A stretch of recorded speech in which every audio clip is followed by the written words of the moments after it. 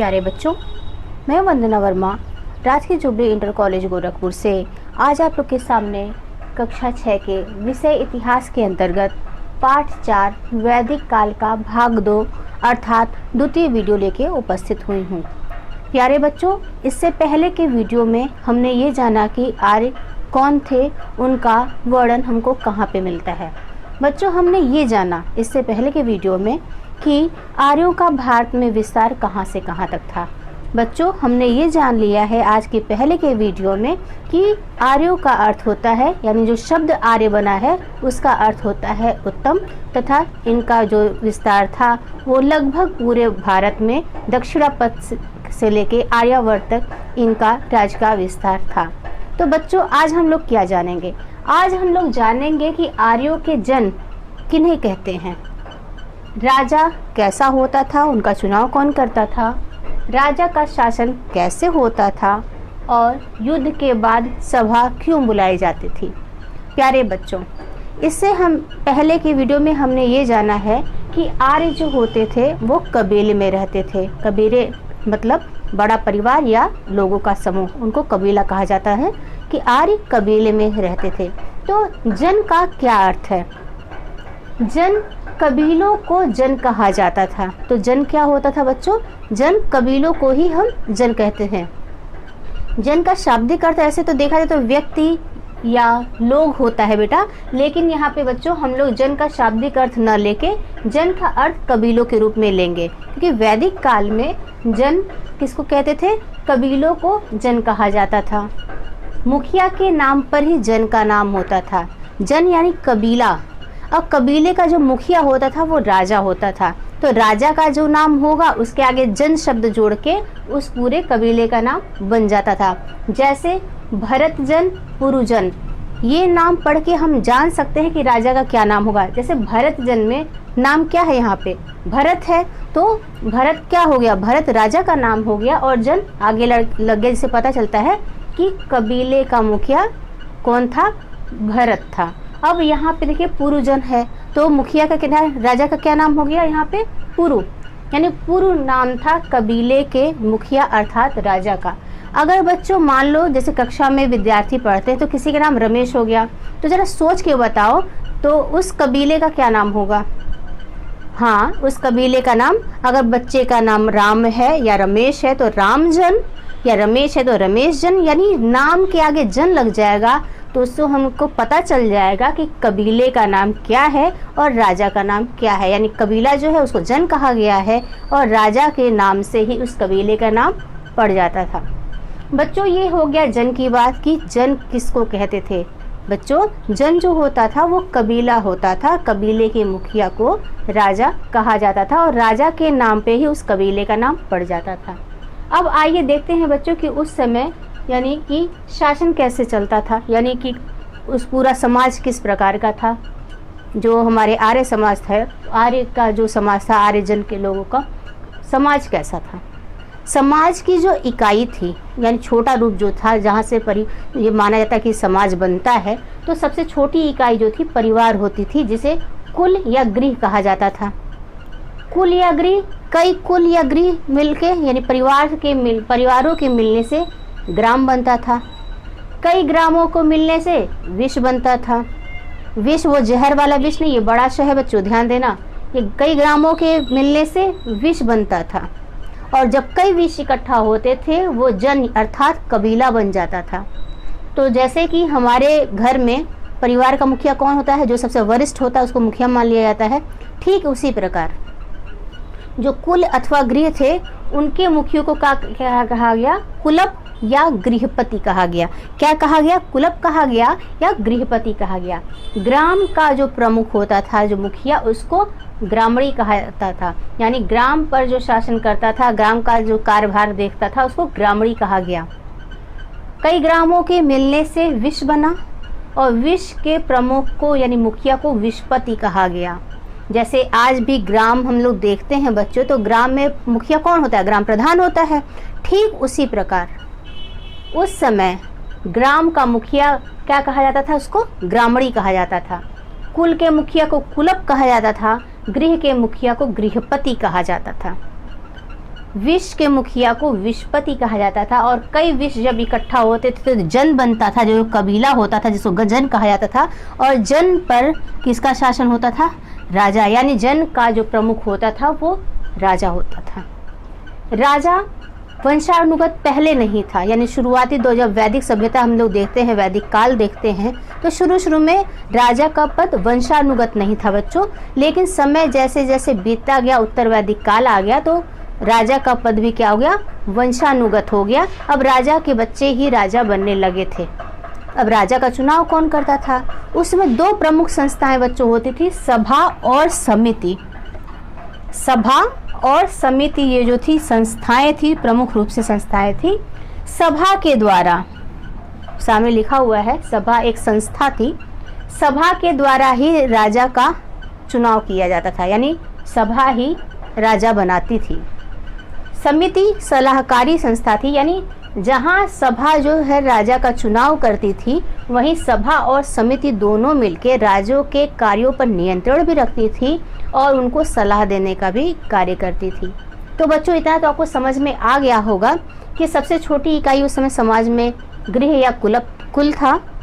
गृह कुल यानी कई परिवारों के मिलने से ग्राम बना, कई ग्रामों के मिलने से विश्व बना, और कई विश्वों के मिलने से जन बना। जन अर्थात कबीला, जिसका मुखिया राजा होता था।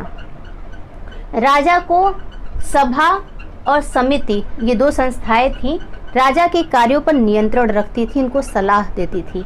इसमें से सभा जो संस्था थी वो जो राजा था उसको चुनाव करती थी। तो बच्चों आओ इसके बाद हम लोग देखते हैं कि राजा के क्या कार्य होते थे, राजा कैसे कार्य करता था। बच्चों अभी हमने जाना कि जन का प्रमुख जो होता था वो राजा होता था। जन किसे कहते हैं? जन अर्थात कबीला, और कबीले का मुखिया राजा होता था। तो राजा अपना शासन कैसे चलाता था? तो राजा को उस समाज में रहने वाले लोग अर्थात कबीले के लोग उपहार देते थे। उपहार किस किस स्वरूप में होता था? उसमें जो उपहार होता था वो गाय होती थी, बैल होते थे, घोड़े होते थे, घी, वस्त्र इत्यादि, यानी विभिन्न पशु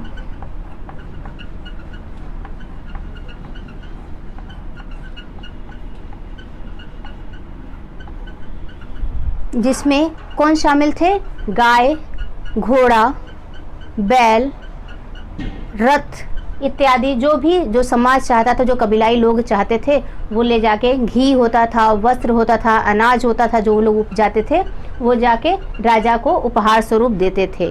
और इस उपहार को बलि के नाम से जाना जाता है। अगर सर कोई आपसे ये पूछे कि वैदिक काल में बलि किसे कहा जाता है, तो आप लोग का उत्तर होगा वो उपहार जो जन के लोग जाके राजा को उपहार स्वरूप देते थे, उसे हम बलि के नाम से जानते हैं। अब बलि पाके क्या होता था? बलि अर्थात उपहार पाके राजा के पास सामान में बढ़ोतरी होती थी, उसके एक तरह से देख लो आय में बढ़ोतरी होती थी। अगर कोई उनको खाद्यान्न ज़्यादा दे देगा तो खाद्यान्न का कोष बढ़ेगा, गाय विभिन्न पशु देगा तो उसका कोष बढ़ेगा। तो इस तरह क्या होता है, राजा के पास सामान जो है बहुत बहुतायत मात्रा में हो जाता था। तो क्या राजा वो खुद ही उनको उपभोग करता था? नहीं, राजा क्या करता था, जो उसको बलि प्राप्त होती थी पूरे जन के लोगों से, उसमें का कुछ हिस्सा रख लेता था और बाकी जो हिस्सा रहता था वो जन के लोगों में ही बांट देता था।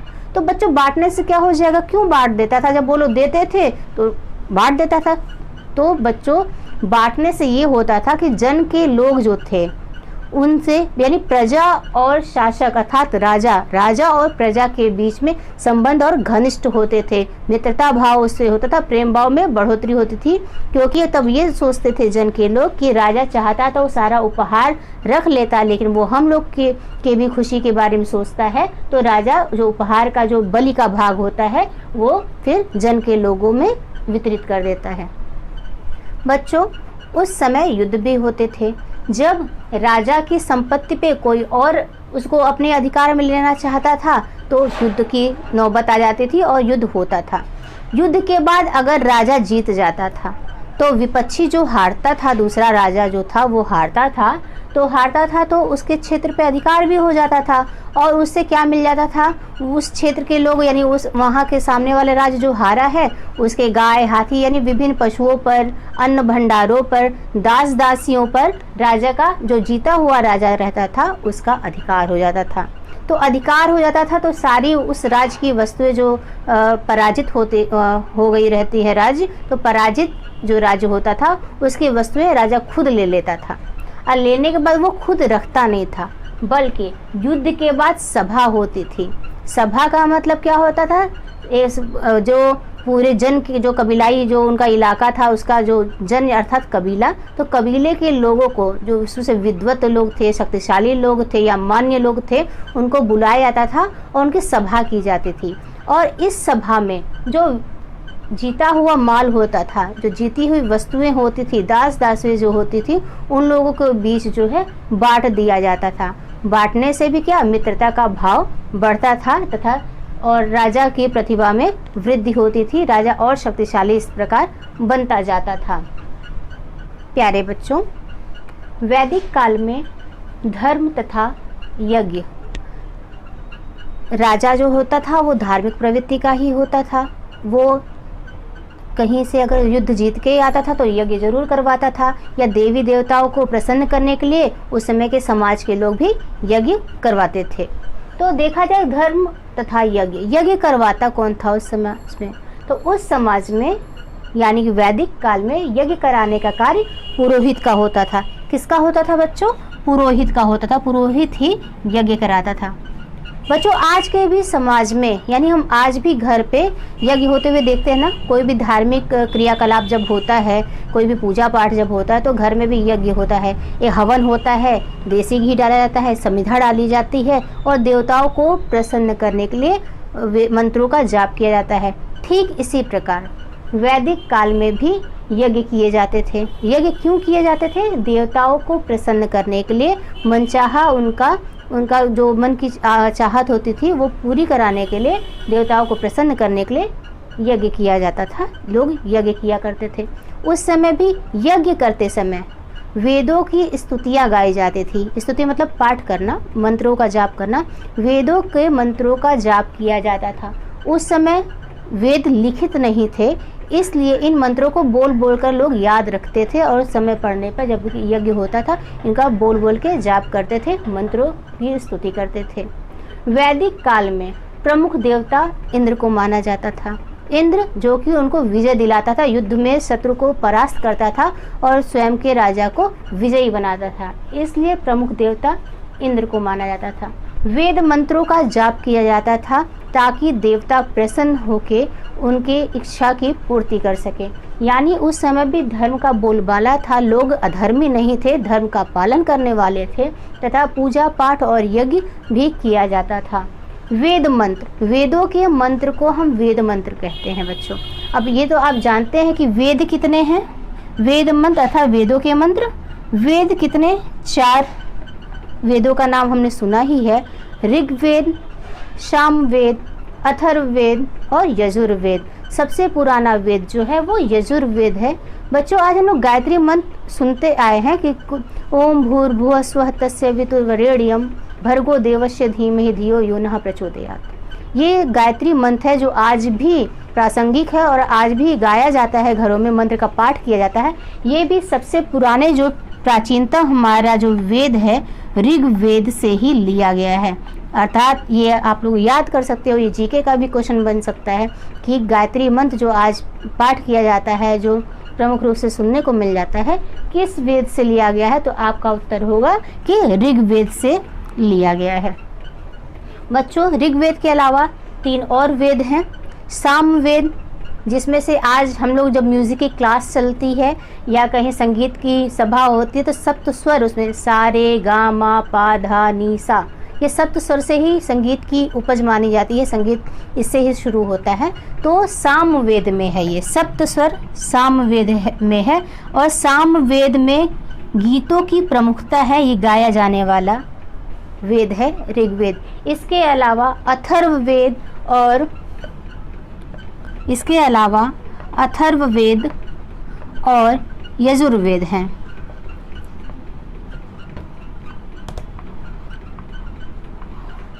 अथर्ववेद।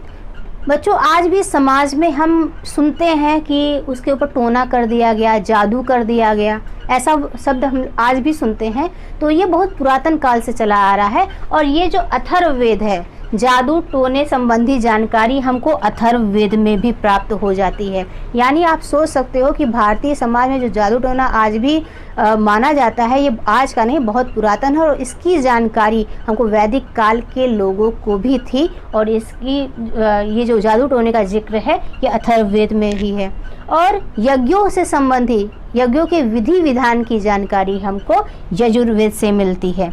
यानी अगर आपको ये पूछा जाए कि यज्ञों संबंधी विधि विधान कहाँ लिखे गए हैं, तो आप बिल्कुल कह सकते हैं कि यजुर्वेद में। यानी ये जो हमारे वेद हैं, ये हमारा गौरव है, भारतीय संस्कृति का गौरव है। जो काम हम लोग आज कर रहे हैं, इसका उल्लेख बहुत पुरातन समय में ही अथर्ववेद, ऋग्वेद, सामवेद और यजुर्वेद में इनका उल्लेख किया जा चुका है बच्चों।